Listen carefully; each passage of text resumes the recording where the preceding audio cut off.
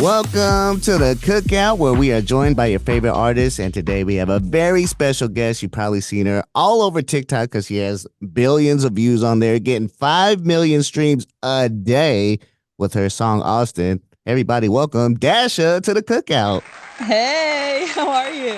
I'm good. Thanks for joining us. Now, we only have one rule here, and that is you do have to bring some food since it's a collective cookout. So, what's like your favorite food that you would want to bring that you can either make or pick up? But what do you want there? Ooh, you saying cookout just made me so hungry. I haven't eaten yet. I was thinking about Edley's barbecue in Nashville. Okay. Oh, the burnt ends plate. Ooh, so good. That's Okay. what I'm bringing. Please bring plenty of that.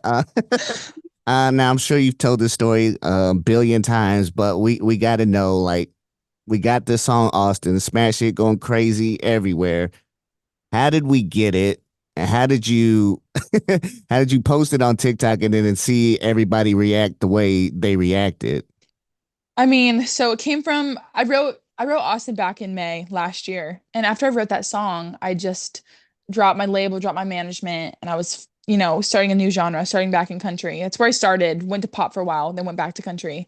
And I was terrified. I just had ground zero to everything because I needed my music to feel more like me and I didn't know what else to do except for ground zero at all. So, I wrote Austin and I was like, "Oh my God, this song is going to put me on the map." I just like had a gut feeling about it. And so that's when I got with my new management, my new label situation. And okay, I had written the album, What Happens Now, which is out, and I wanted Austin to kind of be like the flagship song to draw people into the album. And so as a marketing scheme, I was like, what if we make a line dance up? Because I go line dancing all the time in Nashville. And I was like, if we can get my song, they play same songs every Friday night, it's like in rotation. So I'm like, if I can get my song in rotation in a honky tonk, everyone's gonna hear it, it'll blow up, blah, blah, blah, whatever. And so that was the intention of getting people to learn a line dance to my song so they could line dance at my shows, line dance in honky tonks. It would be so fun. But then this huge trend started on TikTok when I started posting it, and it just blew up bigger than I could have ever imagined. And it And went, that's the truth. yeah, it went absolutely crazy. Now everybody's doing the line dance. I mean, I still have to learn Mhm. it, so I'm gonna watch it a few more times. I can do it at the show. But, with a lot of people talking online and reacting to it, people like to do a deep dive into lyrics. Have you seen any online theories to your song that are like, that's interesting that you came up with that? I mean, that's not what it's about, but I like that you got there. You mean with my lyrics? Yeah, yeah, yeah. Yeah, some people like don't understand what "did your boots stop working" means, and I just like don't understand how people are so confused still because it's so obvious, but people are like, "Oh, did your boobs stop working?" Like they mishear it, and I'm like, how? At a certain point, people are just trolling me though, and I understand that. Yeah. So, So that one's not like a triple entendre. This is I literally mean, it could be, and it's up to interpretation. It's whatever you're feeling that day. okay. Well, we'll love to see. Now you got the deluxe album coming out, which thank goodness, because I listened to the album. It was like 8 songs. Of like, Dash, we need more of this. So you got the deluxe coming out. What's gonna be on that? Mhm. We're looking for like features, new songs, or what's gonna be on there? New songs, a lot of new songs, 5 or 6 new songs. We're picking those ones this week. And I mean, the songwriting, I've just been so excited about getting to write in country and, express myself in this way. And I feel like my songwriting is like blossomed. And first and foremost, like I'm a songwriter, so I've always said. So it's been so fun. And the whole album tells a story. The track list is very intentional. And so I feel like all these new songs that I'm adding on just round out that story because there's so much tea on that album. There's so much real tea that I wrote about, and I just wasn't done telling the story. And so now I can wrap it up in a little bow and be like, here's the whole thing. So you like, and another thing about you is And also, that's great. Looking for exactly. yeah.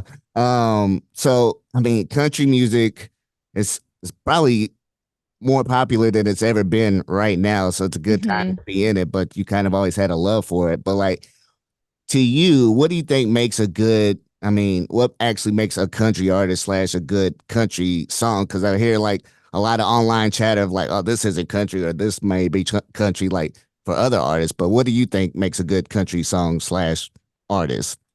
For me, country is three chords and the truth. So it's all about the storytelling Hmm. and obviously how you present it too. not 808s and hip hop beats. That wouldn't really be country. I mean, it can be. You Yeah, stop, it can be. fusion. But for me, it's all about storytelling and it's all about the instrumentation and the realness of it. So that's why I love using real guitar and fiddle and banjo and harmonica and like instruments. For me, I want my songs to feel like they could be played around a campfire by a couple players, and that's how it sounds on the record. Hmm. And then that paired with the songwriting, just the really intense, like visual storytelling you can see in your head like a movie. That's what country means to me.